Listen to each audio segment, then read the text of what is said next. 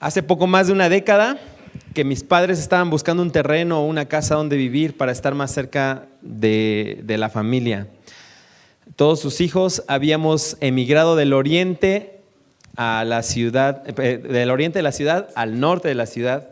Y recuerdo muy bien que dentro de esas opciones encontraron una casa prácticamente abandonada y en ruinas que se vendía aquí en la colonia Fuentes de San Aparicio, para los que no tienen la referencia, y donde vive el pastor, en la misma calle. Cuando fuimos a ver al dueño de la casa, él trabajaba en un banco, la compró en un remate y nos la enseñó. Y por fuera la verdad es que se veía abandonada, pero por dentro, cuando él nos abrió la puerta, el portón ahí, la verdad es que causaba una sensación muy fuerte de desagrado. La maleza inundaba el jardín, un fuerte árbol plantado allí cubría la construcción y lo llenaba de sombra. Esta sombra entenebrecía más el panorama porque los muros estaban muy dañados, el techo tenía grietas profundas por donde el agua se colaba y bueno, para acabarlo de amolar, tenía una cisterna justo dentro de una de las habitaciones de la casa. Era de una planta. Así que para no hacer más larga la historia, los tres que estábamos allí nos desanimamos, hicimos los cálculos de lo que implicaba reconstruir eso y llegamos a la conclusión que sería mucho más fácil demolerlo y volverlo a construir. Lo que traería costos muy elevados que no estábamos dispuestos a asumir, así que descartamos la posibilidad de comprarla. A los pocos meses nos enteramos de que esa ruina se había vendido. Y un año después conocimos al matrimonio que la compró. Y adivinen qué, nos invitaron a su casa. Recuerdo muy bien sus palabras porque ellos venían aquí a esta escuela, al American Bible College. Sus hijas estudiaron con nuestras hijas y recuerdo muy bien las palabras de este matrimonio porque nos dijeron, cuando nosotros la vimos por primera vez sentimos exactamente lo mismo. Sin embargo, Dios me dijo que comprara esa casa. Nos contaron todos los trabajos y las frustraciones, los dolores que implicaron reconstruirla. Pero la realidad es que él no vio lo que estaba allí, sino que Dios le dio una visión de lo que esas ruinas podrían llegar a ser. Hoy es una casa muy bonita, ampliada a 2 plantas, con acabados contemporáneos. Él asumió todos los riesgos y decidió emprender esta obra para que pudiera llegar a ser lo que hoy es, una de las casas más bonitas de esa cuadra. Él compró ese terreno, redimió esas ruinas y con la ayuda de un especialista en la reconstrucción, puso todos sus recursos a trabajar para darle un propósito digno a esos muros que se convirtieran en una habitación para ellos. Familia, nuestra vida está en construcción. Y algunos de nosotros, al igual que en la ilustración, nuestra vida se encuentra en ruinas. Está descuidada y ha sufrido los efectos del pecado. Sin embargo, hay un arquitecto que está en misión. Él está dispuesto a asumir todos los riesgos y dolores que traerá a reconstruirla. Esa construcción no depende de nosotros, ni siquiera depende de las personas que Él se digna a usar para hacerlo. Así que, hermanos, amigos, familia, en ese énfasis de gracia es que el día de hoy nos vamos a internar y vamos a concentrarnos en ver lo que el arquitecto y redentor y restaurador de nuestra vida desea hacer hoy con ella. ¿Te gustaría conocerlo? Vamos a orar. Señor, gracias porque tú nos hablas a través de tu palabra. Y Padre, quisiéramos rogarte que pongas en nosotros un corazón que esté dispuesto a escucharte, un corazón que esté dispuesto a atender lo que tú quieres de nosotros. Háblanos, por favor, aquieta mi mente, en mi corazón, y que lo que hable sea solamente lo que el Espíritu quiere hablar a esta iglesia. Así que en el nombre de Jesús oramos. Amén. Muy bien, vamos todos a Nehemías capítulo 1 y como siempre, por amor a todos aquellos que no han estado con nosotros en los últimos meses, hoy reiniciaremos nuestra serie del estudio de los libros de Esdras. Después estudiamos Ageo, Esther y Nehemías. Vamos a hacer un breve y muy pequeño resumen de lo que hemos aprendido en estos libros. El pueblo de Israel pecó, se alejó de Dios y a pesar de ser su creador, lo despreció. Su disciplina, 70 años de cautiverio en Babilonia. La gracia de Dios, su perdón y su restauración se hizo visible desde los tiempos de Moisés. Y Él le prometió a Moisés y a los profetas del cautiverio que un día regresarían. ¿Y saben qué? Esta promesa la cumplió. Ciro el Grande, en el 559, fundador del imperio persa, conquistó Babilonia y permitió el retorno de los judíos y la reconstrucción del templo en el primer regreso comandado por Zorobabel y Jesúa. Esto lo vemos en el libro de Esdras. Hubo desánimo, pecado y oposición externa.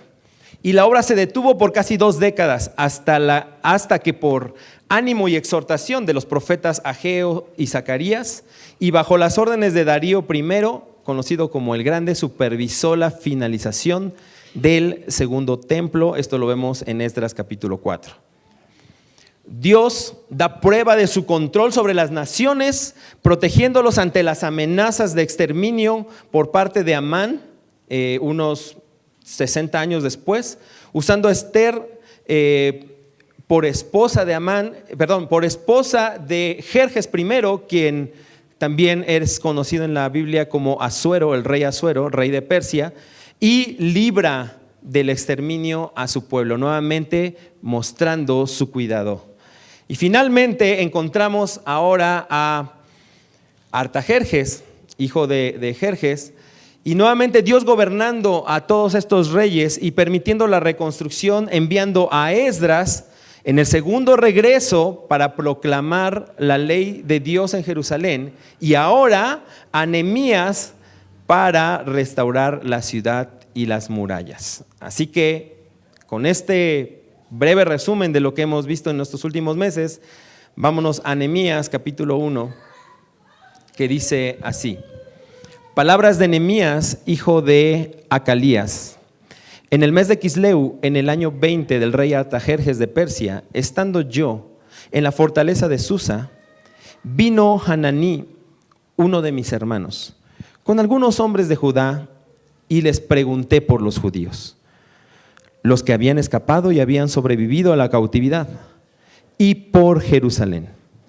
Y me dijeron: el remanente, los que sobrevivieron a la cautividad allá en la provincia, están en gran aflicción y oprobio, y la muralla de Jerusalén está derribada y sus puertas están quemadas a fuego.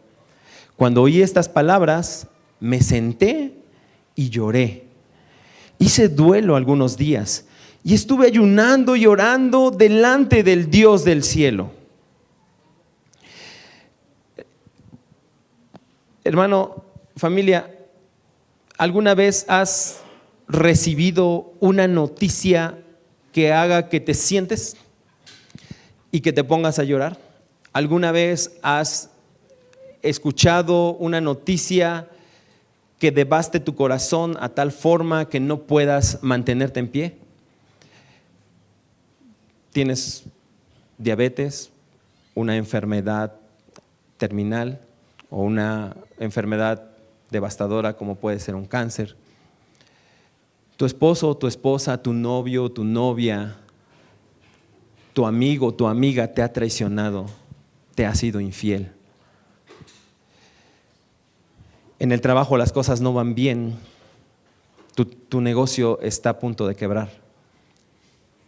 O estás endeudado hasta el colmo porque has sido un mal administrador y comprado con las tarjetas y ahora no puedes y no sabes cómo salir de esa deuda. ¿Has escuchado alguna de estas noticias? Bueno, Nehemías la escuchó.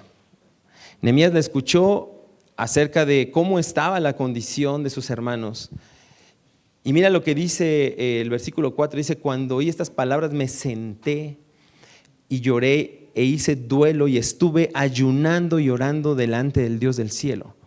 ¿Hacia dónde vas cuando recibes una de estas noticias? ¿A quién acudes cuando recibes una de estas noticias? Voy a pedir un préstamo. Bueno, creo que es tiempo de terminar con esta relación y voy a buscar la siguiente. En fin, un clavo saca otro clavo. Vamos a buscar a los mejores doctores. Busquemos cómo podemos resolver esta situación. ¿En dónde estás buscando o en dónde buscas el consuelo, la salida, la solución ante una situación como estas? Nehemías invocó al Dios del cielo. Él reconoció quién era su Dios. Y es que, permíteme comentarte, querido hermano, que la idea central que en esta mañana me gustaría que pudiéramos estar rumiando una y otra vez es la siguiente. Familia, hijo de Dios, tenemos un Dios bueno, poderoso y fiel.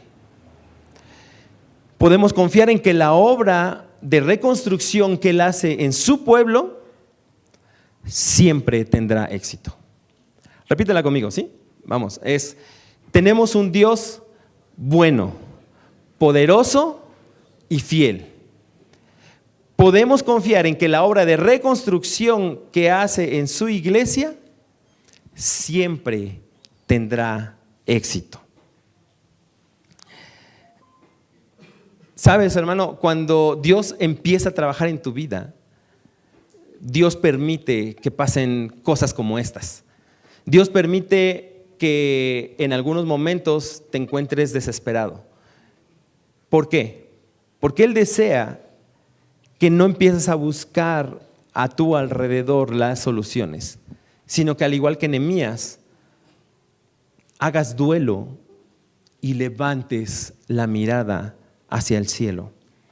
La obra de reconstrucción de Dios en su pueblo se concibe, se gesta en un corazón quebrantado, en un corazón rendido y en un corazón dispuesto a encontrar ayuda en el único lugar en el que vas a encontrar una ayuda de raíz, una solución definitiva. Y ese es Dios. El versículo 5 dice: dije al Señor, te ruego, oh Señor, Dios del cielo, grande y temible, Dios que guarda el pacto y la misericordia. Tenemos un Dios bueno, un Dios que es misericordioso, un Dios que es fiel. La obra de reconstrucción de Dios se gesta en un corazón no solamente que se rinde, sino que reconoce quién es Dios.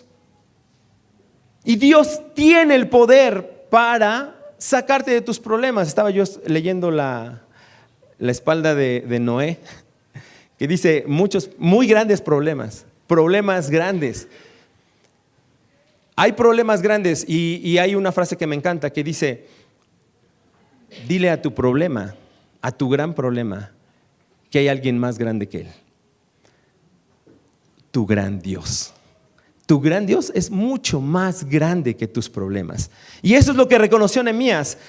Dios grande, Dios ante el cual tiemblan los pueblos, las naciones, que eres bueno, que eres fiel, que eres misericordioso. Por favor, dice, estén atentos tus oídos y abiertos tus ojos para oír la oración de tu siervo, versículo 6, que yo hago ahora delante de ti día y noche por los israelitas, tus siervos. Nehemías fue y se postró, se inclinó delante de aquel que merecía justamente un reconocimiento superlativo, Dios. Y allí él día y noche, dice ahí, con constancia, con perseverancia, estuvo buscando una respuesta a esta situación. Un corazón, la obra de construcción de Dios se gesta en un corazón rendido, que no solamente reconoce quién es Dios, sino que también reconoce quién es Él. Porque miren lo que hizo Nehemías en el final del versículo 6, dice: estoy confesando los pecados que los israelitas hemos cometido contra ti. Sí, yo y la casa de mi padre hemos pecado. Hemos procedido perversamente contra ti y no hemos guardado los mandamientos, ni los estatutos, ni las ordenanzas que mandaste a tu siervo Moisés. Él reconoció que tenía un gran Dios, pero también reconoció que él era un pecador, que el pueblo se había desviado, que el pueblo había elegido descartar a Dios de su vida. ¿Recuerdan cómo terminó Esdras capítulo 9? Esdras terminó con la infidelidad del pueblo, nuevamente con una disciplina, porque se habían abandonado a Dios, habían abandonado las ordenanzas y se habían mezclado con mujeres que no reconocían a Dios. La obra de reconstrucción de Dios se gesta en un corazón que es capaz de reconocer sus pecados y los confiesa. ¿Cómo está tu vida? ¿Reconoces que muchos de esos problemas, tal vez en los que estás, son consecuencia de haber abandonado al Señor? ¿Son consecuencia de haber tomado malas decisiones con respecto de Dios? ¿Son consecuencia de haber descuidado tu vida espiritual como hijo de Dios? Pero Nehemías no se queda allí. Vamos al versículo 8, dice: acuérdate ahora de la palabra que ordenaste a tu siervo Moisés. Sí, si ustedes son infieles, yo los dispersaré entre los pueblos.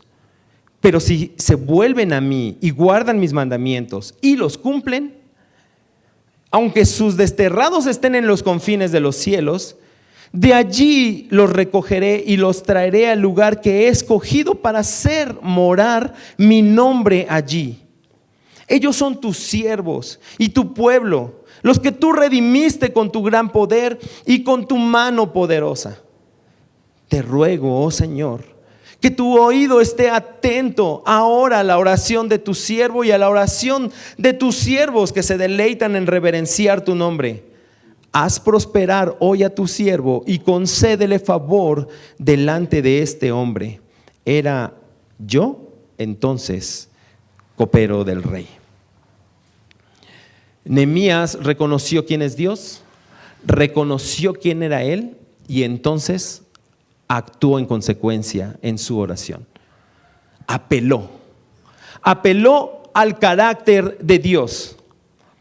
Apeló a aquel Dios que era misericordioso y apeló a sus promesas, porque él le había prometido a Moisés que si bien él era un Dios justo, santo, que disciplina la desobediencia, él también era un Dios lleno de misericordia, lento para la ira y grande en un amor fiel. Y le dijo: acuérdate de tu promesa. Tú dijiste que nos ibas a regresar. Señor, apelo a eso. Dame favor, dame éxito, porque voy a hacer algo que no sé cómo voy a lidiar con ello. ¿Qué era eso? Vámonos juntos al capítulo 2. Pero antes, recordemos nuestra idea central.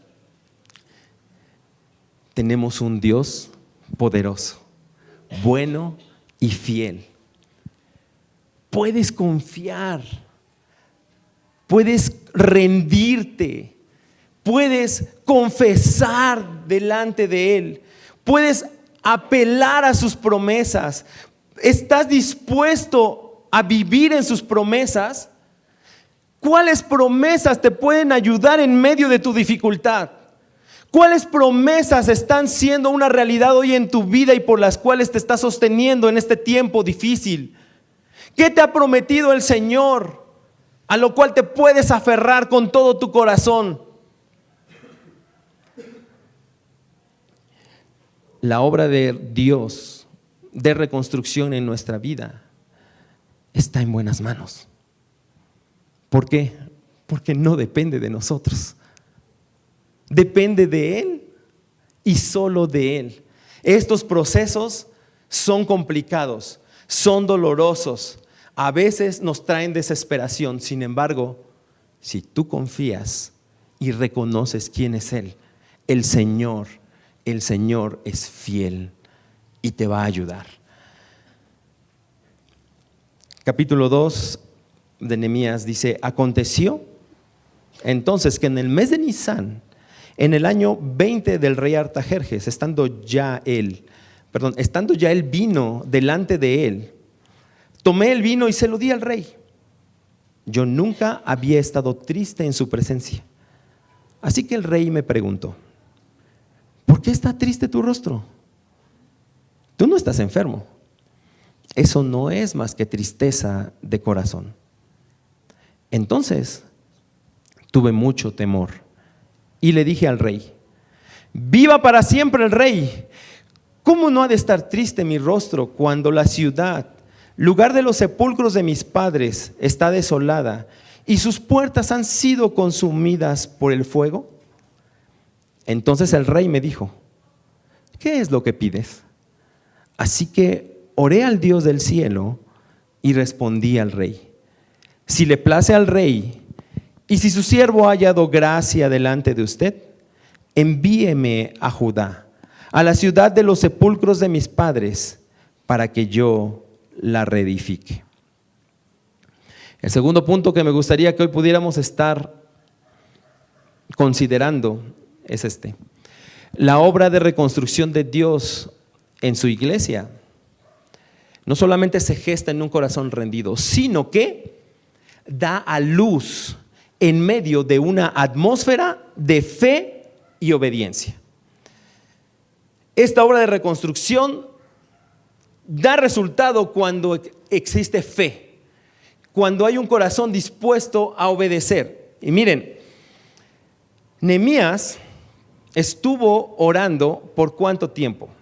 Si nosotros pasamos estos meses, Kisleu y Nisan, a nuestro calendario, sería algo más o menos así. Él arrancó a orar a finales del otoño de un año, por ahí de los meses de noviembre, diciembre. Y dice que aconteció que en el mes de Nisan, es decir, Dios permitió y dio una respuesta casi terminando la primavera del siguiente año, es decir, por ahí de abril, mayo. De 4 a 5 meses. La obra de reconstrucción de Dios da a luz en medio de una atmósfera de fe, dependencia y constancia. ¿Cuánto tiempo le has pedido al Señor por esta situación difícil? ¿Cuánto tiempo le has pedido al Señor que te ayude a lidiar con este pecado? ¿Cuánto tiempo le has pedido al Señor que te restaure y reconstruya las ruinas de tu vida porque tal vez has dejado de confiar inclusive en Él? ¿Cuánto tiempo estás pasando de rodillas delante de Dios? Fíjense que el Señor le permitió a Nehemías hacer algo que no era común en un copero, y era presentarse con su tristeza. Así que la obra de reconstrucción de Dios en nuestras vidas se da en una atmósfera de fe, pero también de obediencia, y esto implica valentía para actuar. Me gusta cómo lo traduce la nueva versión internacional, porque dice que Nehemías estaba aterrorizado cuando el rey se dio cuenta de que él estaba triste. ¿Alguna vez has estado aterrorizado, paralizado, con mucho miedo por las cosas que planeas hacer para que la situación cambie? ¿O las cosas que el Señor te está marcando para que la situación cambie, para que te alejes de ese pecado? El Señor marca una vez que estás en constante comunión con Él, te dice, te habla y te dice, tienes que hacer esto, pero ¿estás dispuesto a hacerlo? ¿O te paralizas por el miedo? La fe obediente implica dependencia y constancia. La fe obediente implica valentía para actuar, pero la fe obediente también implica una visión de lo que Dios quiere que tú hagas. El versículo 6 del capítulo 2 dice que entonces el rey me dijo, estando la reina sentada junto a él, ¿cuánto durará tu viaje? ¿Y cuándo volverás? Y le agradó al rey enviarme, y yo le di un plazo fijo. Y le dije al rey, si le agrada al rey, que se me den cartas para los gobernadores de las provincias más allá del río, para que me dejen pasar hasta que llegue yo a Judá. Y una carta para Asaf, guarda del bosque del rey, a fin de que me dé madera para hacer las vigas de las puertas de la fortaleza que están junto al templo, para la muralla de la ciudad y para la casa a la cual iré.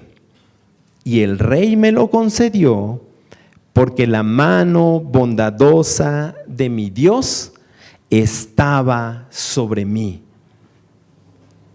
Familia, tenemos un Dios bueno, poderoso y fiel. Podemos confiar en que la obra de reconstrucción que Él hace en su pueblo depende totalmente de Él. Así que busquémosle de corazón y el Señor se va a dejar encontrar. Pero vayamos con un plan, vayamos con una visión, vayamos en fe y en obediencia. ¿Cuántas veces tú y yo no vamos al Señor y le decimos, Señor, ayúdame a dejar este pecado? Señor, ayúdame en medio de esta situación tan difícil en la que estoy. Señor, ayúdame con mi familia. Te necesito. Pero pues yo aquí te espero a que tú contestes.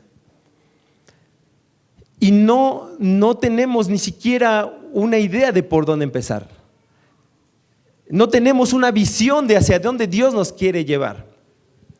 Les comentaba a los hermanos de la primera reunión que me encanta la frase matona del pastor Daniel, que dice así: cuando va uno y le pregunta uno consejo, oye hermano, ¿qué debo de hacer? ¿Sabes qué te dice? Él te dice, ¿ya le preguntaste a Dios? ¿No lo has escuchado?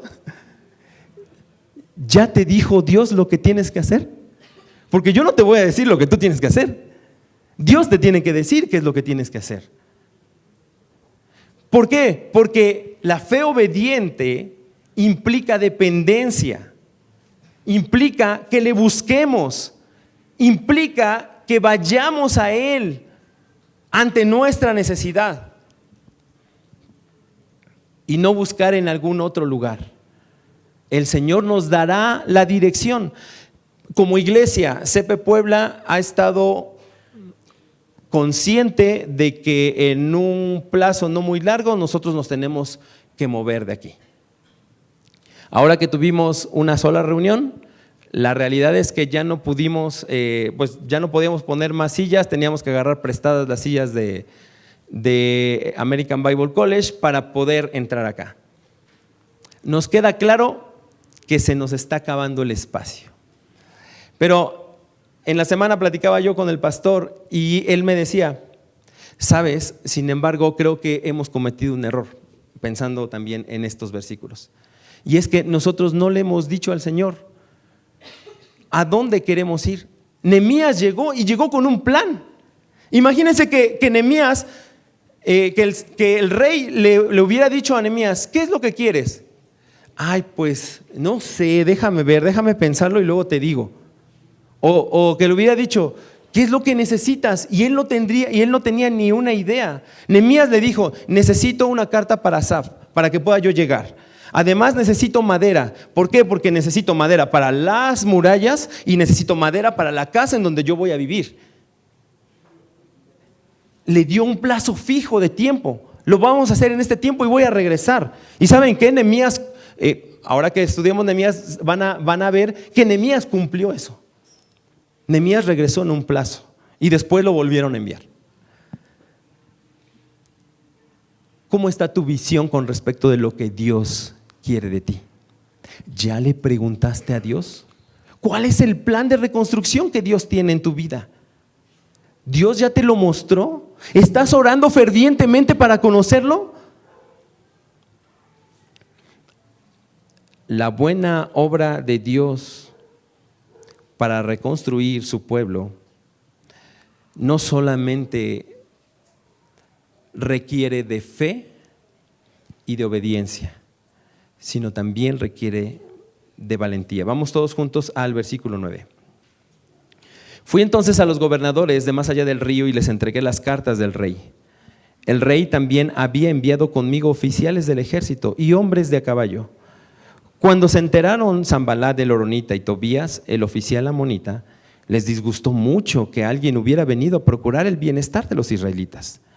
Llegué a Jerusalén y después de estar allí 3 días me levanté de noche, yo y unos pocos hombres conmigo, pero no informé a nadie lo que mi Dios había expuesto en mi corazón que hiciera por Jerusalén. No llevaba conmigo ningún animal excepto el animal sobre el cual yo iba montado. Así que salí de noche por la puerta del valle hacia la fuente del dragón y hacia la puerta del muladar, inspeccionando las murallas de Jerusalén que estaban derribadas y sus puertas que estaban consumidas por el fuego. Pasé luego hacia la puerta de la fuente y hacia el estanque del rey, pero no había lugar para que pasara mi cabalgadura. Así que subí de noche por el torrente e inspeccioné la muralla. Entonces entré de nuevo por la puerta del valle y regresé. Los oficiales no sabían a dónde yo había ido ni qué había hecho. Tampoco se lo había hecho saber todavía a los judíos, ni a los sacerdotes, ni a los nobles, ni a los oficiales, ni a los demás que hacían la obra. El tercer punto que me gustaría que pudiéramos considerar en esta mañana es este. La buena obra de Dios en su pueblo siempre tendrá oposición. Pero esta oposición va a desarrollar nuestro dominio propio y nuestra dependencia al Señor. Nehemías llegó. Él había constatado, comprobado nuevamente que Dios es un Dios que cumple sus promesas. Un Dios que estaba con él. Llegó a Jerusalén y después de 3 días, él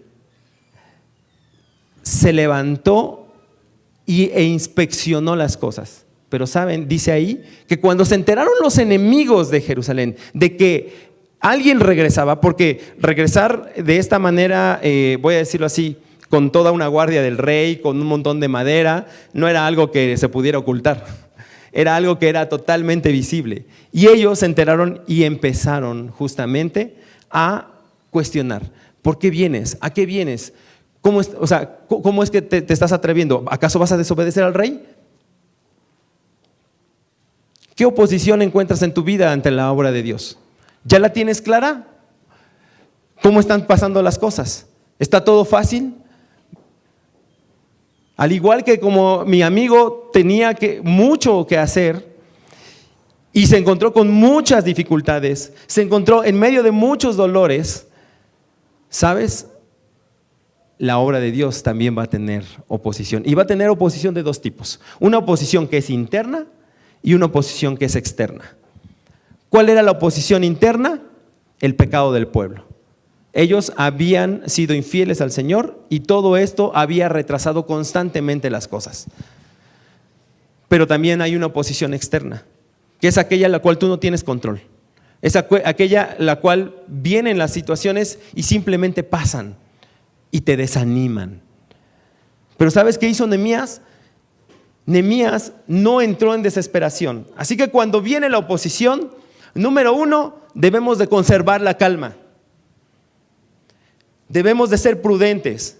Nehemías no llegó a vociferar, vamos a construir todo esto, ya vengo con toda la madera. O sea, no empezó a derramar planes nada más así porque sí, o a derramar esperanzas más bien. De repente no te encuentras con que en el mundo hay gente que te promete un montón de cosas y después pones tu esperanza allí. Pones tu esperanza en el dinero, pones tu esperanza en el préstamo del banco, pones tu esperanza en el otro clavo que va a sacar al que hizo daño, pones tu esperanza en cualquier cosa, menos en Dios.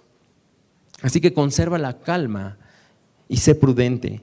En medio de la oposición debemos aprender a ser discretos. Y dice que no le dijo absolutamente a nadie, pero ¿saben qué? Pero fue diligente, no se quedó parado. Él fue y estuvo inspeccionando las puertas, cada una de las puertas, a tal grado que en una de ellas ni siquiera pudo pasar.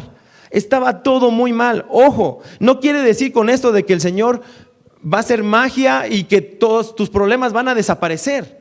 Ese no es el evangelio. El evangelio es que Dios está en control y muchas veces, al igual que como Nehemías, te vas a encontrar con que verdaderamente la cosa está muy difícil. La situación es muy compleja.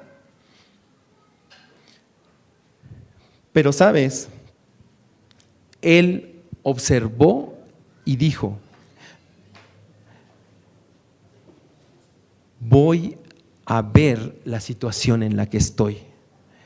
Y concluyó, versículo 17: entonces les dije, ustedes ven la mala situación en la que estamos, que Jerusalén está desolada y sus puertas están quemadas a fuego.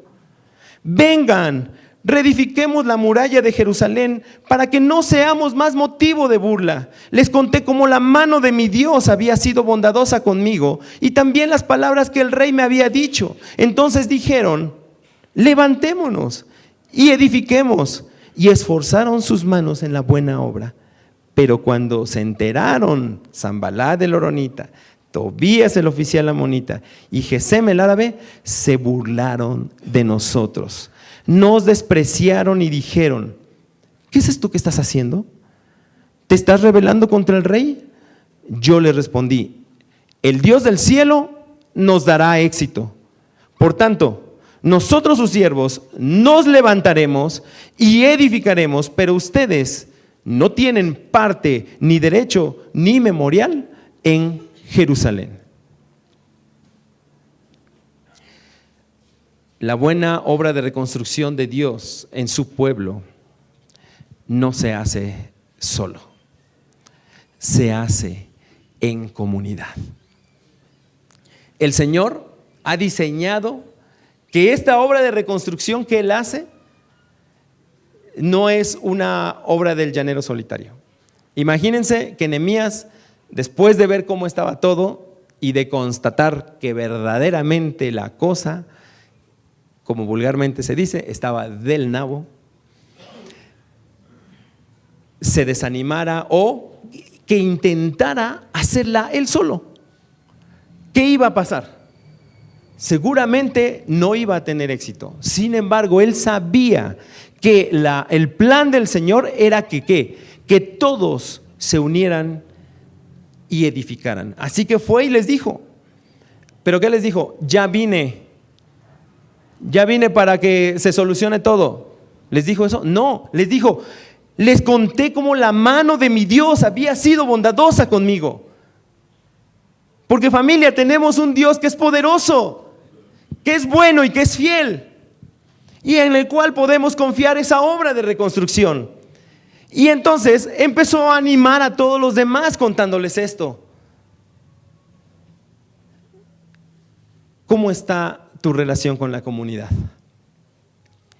Dios te ha puesto en una comunidad, pero ¿qué haces con ella? ¿Vienes, saludas y te vas? ¿Confías en tu comunidad ¿O confías en que Dios ha puesto a esa comunidad para ser parte de la reconstrucción de tu vida? ¿Le has confesado tu pecado a alguien de la comunidad? ¿Le has comentado la situación tan difícil en la que estás? ¿Le has pedido, ayúdame a orar? Ayúdame a orar para que juntos vayamos en la dirección en la que estamos, en la que Dios quiere que vayamos, perdón. ¿Cómo está tu relación con la comunidad?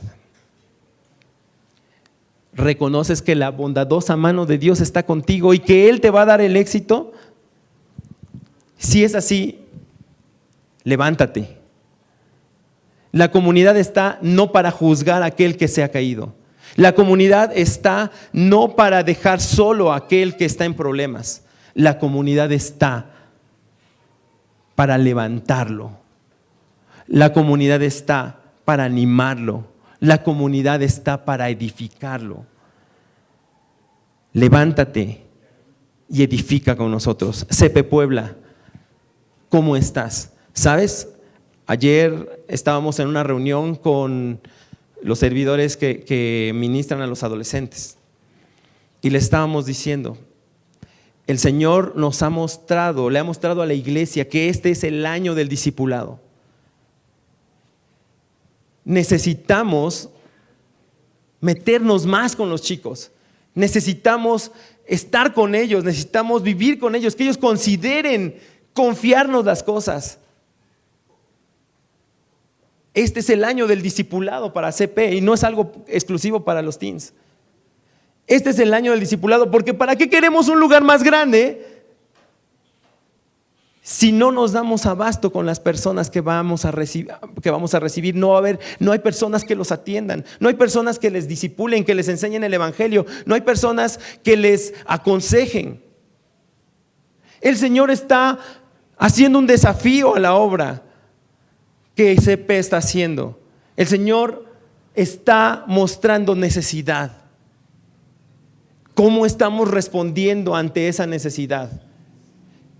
¿Cómo estás respondiendo? ¿Estás sirviendo? ¿Estás siendo consciente de esto y estás sabiendo que Dios te ha puesto una comunidad no solamente para que tú seas levantado, sino que una vez que estás levantado, ayudes a levantar a otros?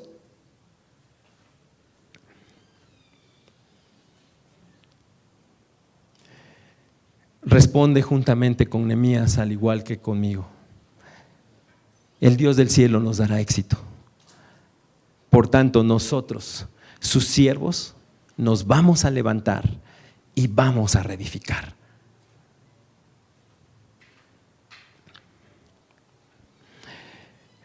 Tal vez es la primera vez que tú estás aquí. No sé si es la primera vez que estás acá, estás en CP. Gracias por haber asistido. Sabes, Dios es el reconstructor de nuestra vida, pero Él ya ha provisto todo lo que tú necesitas para reconstruir la tuya. No es casualidad de que estés aquí por primera vez. Tenemos un Dios bueno, poderoso y fiel en el cual podemos confiar y poner nuestra vida en sus manos. Quizás hoy tú estás mirando las ruinas de tus muros. Ves una relación que se quemó por el conflicto. Ves una pureza que fue derribada por el pecado. Ves una fe que ha quedado reducida a escombros por la duda o la tragedia. Ves alrededor tuyo a personas que pueden pensar que no tienes solución, que el daño es irreversible, que el daño es estructural y tus muros están por caerse, que es mejor derribarte. Algunos que tal vez te provocan vergüenza y se burlan de ti. Incluso tú mismo podrías estar pensando que no puedes salir de ese pecado, que no puedes más con esta situación tan difícil en la que el Señor ha permitido que estés. Pero sabes, hubo un hombre que compró y pagó un alto precio para redimir tu situación, frente a Él, y ese es Cristo. Cristo es nuestro Redentor, bueno, poderoso y fiel. Él ya hizo una obra de reconstrucción y la pagó en la cruz del Calvario para que tú y yo pudiéramos tener una nueva relación con Él. Jesús ya tuvo éxito porque no se quedó en la tumba. Al tercer día resucitó.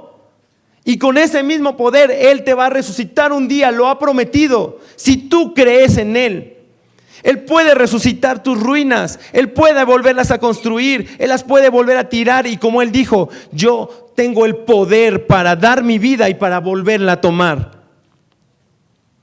Puedes confiar y puedes descansar en Él. Jesús comenzó una buena obra en ti. Y hoy tú puedes venir y pedir perdón por tus pecados. Si estás aquí escuchando esto por primera vez, tienes a alguien en quien puedes confiar. Ríndete delante de Él. Reconócelo en tu vida, reconócelo en tus caminos y ven a Él en fe y en arrepentimiento. Y familia, aquel que comenzó la buena obra en nosotros es bueno, es poderoso y es fiel. Él la va a perfeccionar hasta el día de Jesucristo, cuando Él venga. ¿Estamos en un proceso? Sí. ¿Nuestra santificación está siendo probada? Sí. Pero sabes, puedes confiar en que Jesús ya tuvo éxito. Ahora tú también puedes tener éxito. Solamente quédate pegado a la vid, quédate pegado a la fuente, quédate pegado a donde tú puedes obtener fuerza, ánimo, fe, arrepentimiento y restauración. Puedes quedarte allí porque es un lugar seguro, es un lugar confiable. Nadie veía en esas ruinas algo bueno en donde poder habitar. Pero Nehemías nos dice: yo voy a hacer eso nuevo y mi nombre habitará contigo. Y cenaré contigo y tendremos una nueva relación. Caminaré contigo y nunca te voy a soltar, por difícil que sea la situación. Cristo ya tuvo éxito. Él no se va a rendir, no se va a rendir contigo. Tú también lo puedes tener.